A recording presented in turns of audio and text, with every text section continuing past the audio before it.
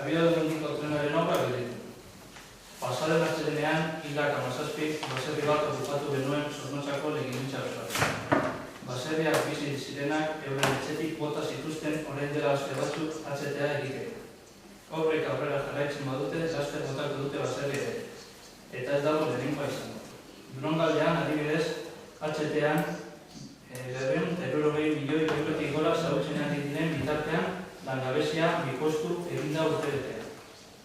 Bestetik, gogoratu dezagun HTA-ak ez dituela garraio arazoak konponduko. Egunero, lanera edo ikastera joateko garraio publikoa erabiltzen dugun hori, ez digu inolako mesederik egingo. Zergatik ez dituzte egunero erabiltzen ditugun garraioak hobetzen gure dirua oso hemendik gutxik erabiliko duen tren horretan gastatu barik? Ondoko herrietara joateko garraio publikoa hobea eta merkea behar dugu. Ez hiriburura 5 minutu lehenago joateko mostro hori.